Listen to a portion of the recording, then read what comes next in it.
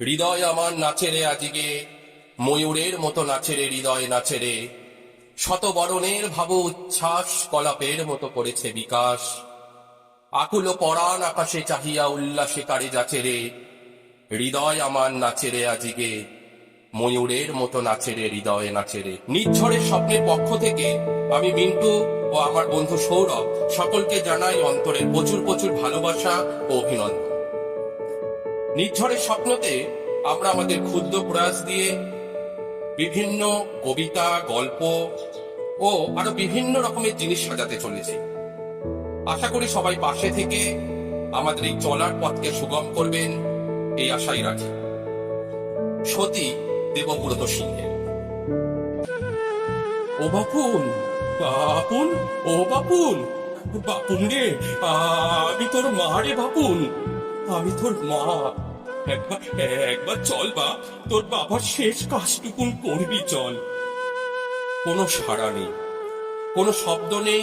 শব্দ বলতে যেটুকু, সে হলো আশেপাশের ভদ্রলোকেদের একতলা দোতলা বাড়ির দুমদাম দরজা জানলা বন্ধ করার শব্দ। একদিন দল বেঁধে বাড়ি বয়ে তারা শুনিয়ে দিয়ে গেলে, যাই বলো আর তাই বলো বাবু, করোনা রোগীকে কিন্তু ভাড়া টাকাটা একদমই ঠিক না। একদমই ঠিক না দেখে শুনে সতীবালা তাকে ভর্তি করে দিল হাসপাতালে। ডাক্তারবাবুরা অবশ্য রাখিনি বেশি দিন, দিন দুয়েক পরেই দিয়েছিল ছেড়ে। বলেছিল ওই করোনা কিছু হয়নি বুঝলে, ব্যায়ামটা হলো হার্টের ব্যায়াম। কটা দিন বাড়িতে গিয়ে বিশ্রামে রাখো, ওষুধপাতি খাওয়াও, তারপর তারপর সময় করে আমাদের এখানে আরেকবার দেখিয়ে নিয়েছে।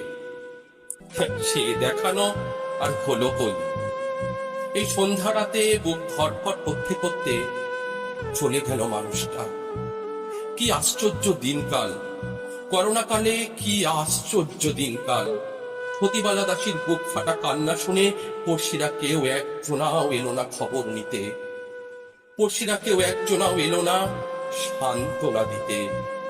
কান্না শুনে তখনই তারা যে যার মতন বন্ধ করে দিল দৌড়। একলা ঘরে মরা মানুষটাকে আঁকড়ে ধরে হতবাক হয়ে বসে রইলেন সতীবালা।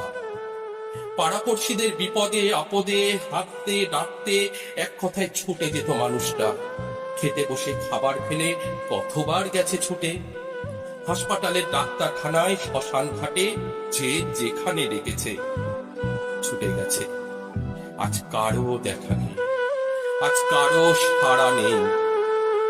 অ্যাসবেস্টাসের ছাউনি দেওয়া 6 ফুট বাই 6 ফুটের ঘরে পলেস্তারা খড়ে পড়া বিবর্ণ দেওয়ালের টিমটিমে আলোয় ভেসে উঠল একজনের মুখ, একমাত্র সন্তানের মুখ। বেঁচে থাকতে ওই মুখ আর কোনোদিনও দেখতে চাইনি বলে পণ করেছিল মানুষটা। লেদ কারখানার কালিঝুলি মেখে লোহা লক্করের মেশিন চালিয়ে দিনরাত খাটাখাটনি করে ছেলেকে মানুষের মতো মানুষ করবে বলে ইংলিশ মিডিয়াম স্কুলে ভর্তি করে কম পয়সা খেলেছে। তবু হয়নি তার লেখাপড়া। পকেটে ছেলেদের পাল্লায় করে তার হয়নি কিছু। শেষমেশ বাপের অমতে ভাড়াট মিস্ত্রির মেয়েকে বিয়ে করে ঘর জামাই হয়ে শ্বশুরের গলায় ঝুলে পড়েছিল সে।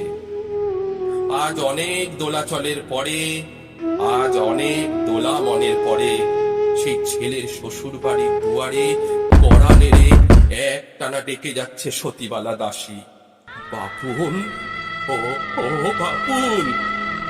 ডাকতে ডাকতে এক সময় না থাকতে পেরে ভেবেও ফেলেছে শেষে। অনেক ডাকাডাকির পরে বন্ধ দরজার ভেতর থেকে ছেলে বললে, এই বাবার কি হয়েছে, কি থেকে কি হয়েছে, কি রোগে বাবা মারা গেছে সে কি তুমি জানো মা? তুমি কিছুই জানো না।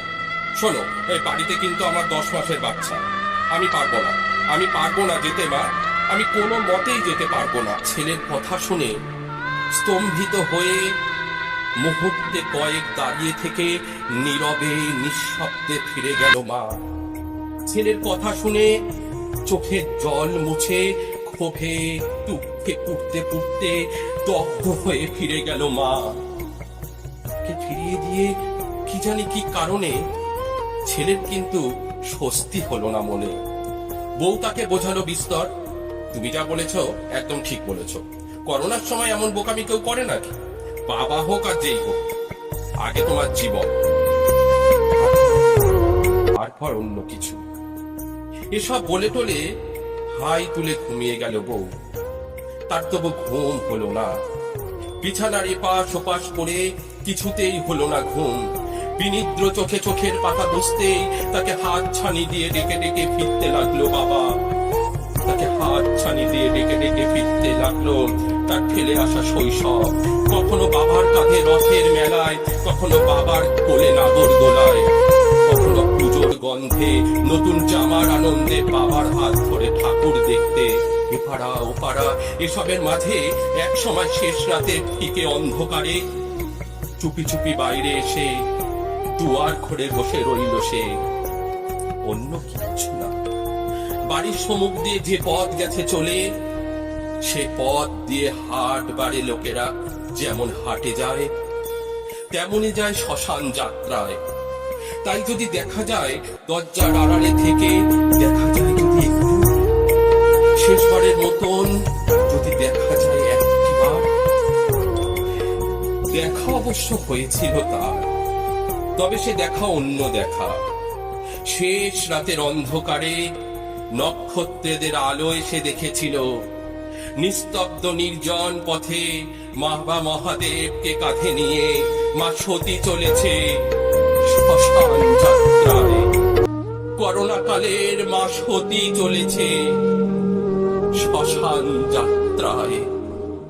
নমস্কার, নির্ঝরের স্বপ্নের পক্ষ থেকে সকলকে অনেক অনেক অভিনন্দন। সকলে খুব ভালো থাকবেন এই আশাই রাখি।